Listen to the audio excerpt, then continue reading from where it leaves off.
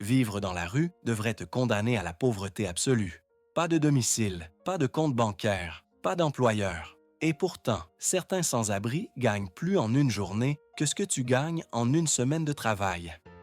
Alors, qu'est-ce qu'ils savent que les économistes n'enseignent pas? Voici la vérité sur gagner de l'argent sans toi. La société pense que mendier, c'est juste tendre la main. Mais c'est bien plus complexe que ça. C'est de la psychologie, de la stratégie et parfois du génie pur. Établissement du monde. La plupart des gens croient que les sans-abri sont invisibles. En réalité, ils sont hyper visibles dans les bons endroits, au bon moment, avec la bonne histoire. Et ils ont compris quelque chose que le marketing moderne vend à prix d'or, l'art de la connexion humaine en 5 secondes.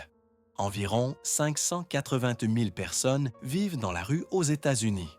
Beaucoup n'ont pas accès aux emplois traditionnels. Pas d'adresse, pas de douche quotidienne, pas de téléphone fiable. Le système les rejette. Mais rejeter le système ne signifie pas rejeter l'argent.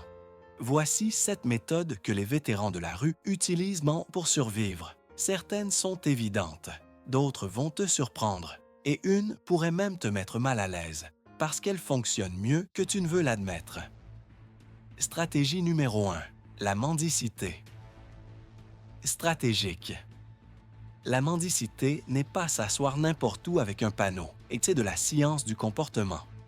Le timing. Les vendredis après-midi rapportent 40% de plus que les lundis.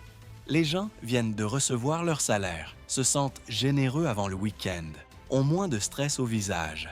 La localisation. Pas devant les banques, devant les cafés haut de gamme.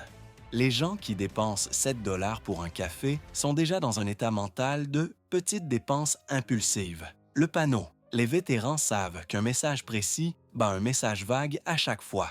Sans-abri. Besoin d'aide. Générique. Invisible. J'ai besoin de 15 $ pour des chaussures de travail pour commencer lundi. Spécifique. Crédible. Actionnable.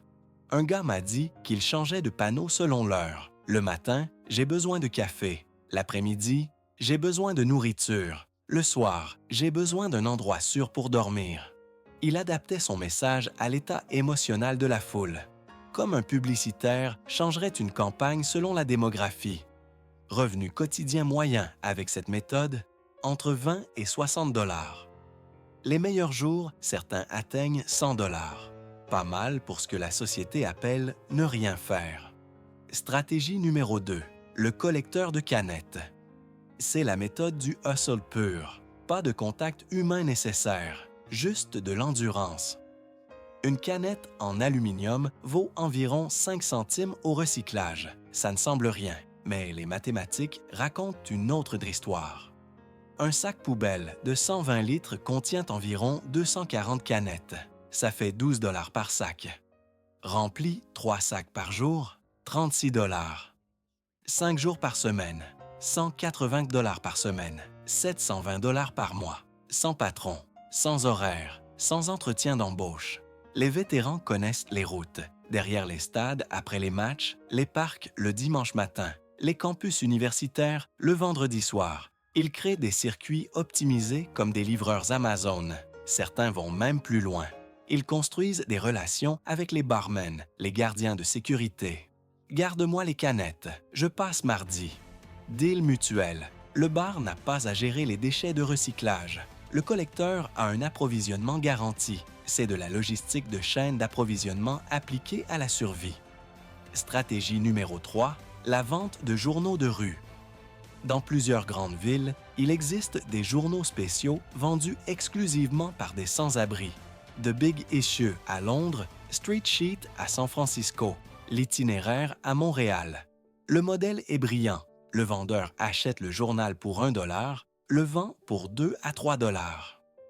Bénéfice immédiat. Dignité incluse. Pourquoi ça marche psychologiquement? Les gens n'achètent nulle part le journal. Ils achètent la transaction équitable. Et ce n'est pas de la charité, c'est du commerce. Tu donnes quelque chose, tu reçois quelque chose. Ça élimine la culpabilité, ça élimine la pitié. Ça devient un échange entre égaux, même si l'un vit dans la rue et l'autre rentre chez lui ce soir. Les meilleurs vendeurs développent une clientèle régulière. Ils se souviennent des prénoms, demandent des nouvelles de la famille, recommandent des articles. Ils ne vendent pas du papier, ils vendent de la connexion humaine. Revenu potentiel, 50 à 100 $ par jour pour les vendeurs expérimentés. Stratégie numéro 4, le troc et le recyclage créatif. L'argent n'est pas la seule monnaie dans la rue. Le troc est une économie parallèle invisible. Un sans-abri trouve un vélo cassé dans une benne à ordures. Il le répare avec des pièces récupérées ailleurs. Il l'échange contre une tente. La tente sera échangée contre un téléphone portable. Le téléphone contre de la nourriture pour une semaine. Zéro argent, liquide échangé, mais de la valeur créée à chaque transaction. Certains deviennent des experts en détection d'objets de valeur. Meubles abandonnés qu'ils revendent sur Craigslist. Électronique jetée qui fonctionne encore. Vêtements de marque dans les poubelles des quartiers riches. Un vétéran de la rue m'a expliqué qu'il cherchait spécifiquement les pièces de vélo. Une roue cassée ne vaut rien pour toi. Mais lui connaît quelqu'un qui paiera 10 $ pour cette roue parce qu'il en a besoin pour son propre vélo. C'est de l'arbitrage. Trouver la différence entre ce que quelque chose vaut pour une personne et ce qu'elle vaut pour une autre. Wall Street fait la même chose, juste avec plus de costumes. Stratégie numéro 5, les petits services improvisés. Aide à porter des courses, surveiller un vélo, garder une place dans une file d'attente, nettoyer un pare-brise à un feu rouge, des microservices que personne ne pense à monétiser, jusqu'à ce qu'on en ait besoin. La clé, le timing parfait et la lecture des situations. Quelqu'un sort d'un supermarché avec 6 sacs trop lourds et un bus qui arrive.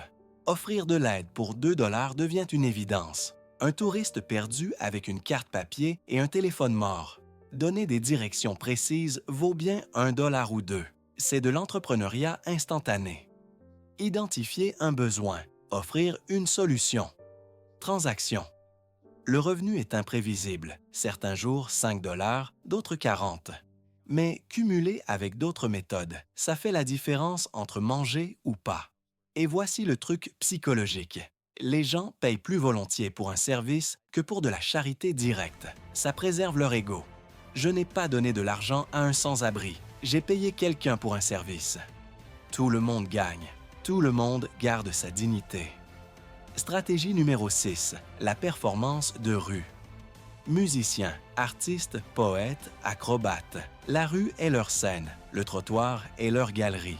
Mais ne te trompe pas, ce n'est pas juste du talent. C'est de la psychologie du flux piéton. Emplacement, station de métro avec fort trafic mais pas trop bruyante. Coin de rue où les gens attendent le feu rouge. Parc le week-end. Moment, pas pendant l'heure de pointe du matin. Les gens sont pressés, stressés. L'après-midi ou en soirée, les gens sont plus détendus, plus généreux. Présentation, un étui à instruments. Ouvert avec déjà quelques pièces dedans. Pourquoi? Effet de preuve sociale. D'autres ont donné, donc c'est normal que je donne aussi. Un violoniste de rue à Paris m'a expliqué qu'il gagnait en moyenne 40 à 80 € par session de 3 heures. Les bons jours, plus de 100. Certains artistes de rue gagnent suffisamment pour louer un appartement, mais ils choisissent de rester nomades. La rue devient un choix de vie, pas une condamnation. Stratégie numéro 7, le système des missions étranges. Et voici la méthode qui surprend toujours, les petites annonces bizarres. Des applications comme TaskRabbit, Craigslist ou des groupes Facebook locaux publient des missions que personne ne veut faire. Déménager un canapé au 5e étage sans ascenseur, nettoyer un grenier rempli de 30 ans de bazar, faire la queue pendant 6 heures pour des billets de concert. Les sans-abri avec accès à un téléphone, souvent via des bibliothèques publiques ou des refuges, répondent à ces annonces. Pas d'adresse nécessaire si le paiement est en cash. Pas de CV, demander si le travail est assez ingrat pour que personne d'autre ne veuille le faire. La règle d'or, plus le travail est bizarre ou physiquement difficile, moins on te pose de questions sur ta situation de vie. Paiement, 20 à 100 $ selon la mission. Cash en main. Pas de taxes, pas de traces. Certains construisent même des réputations sur ces plateformes.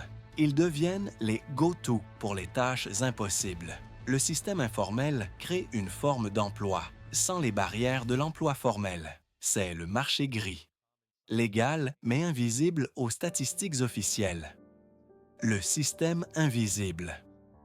Mais voici ce que personne ne te dit. Ces méthodes ne fonctionnent pas isolément. Les vrais vétérans de la rue combinent tout. Le matin, collecte de canettes dans les parcs. L'après-midi, vente de journaux de rue aux sorties de bureau.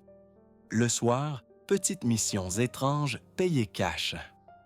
Le week-end, performance de rue ou mendicité stratégique aux bons endroits. C'est une économie de portfolio. Diversification des sources de revenus. Exactement ce que les conseillers financiers recommandent aux investisseurs. Et il y a un réseau, un système de partage d'informations.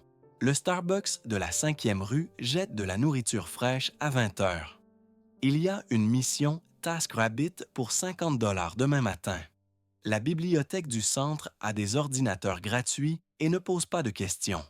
C'est une économie souterraine, avec ses propres règles, ses propres codes, sa propre monnaie de confiance. La complication éthique.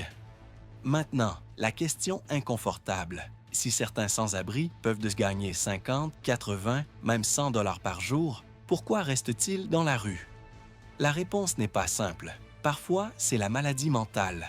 Parfois, c'est l'addiction. Parfois, c'est un système bureaucratique tellement compliqué qu'il faut une adresse pour obtenir une adresse. Et parfois, c'est que le système traditionnel les a tellement rejetés qu'ils ont construit leur propre système.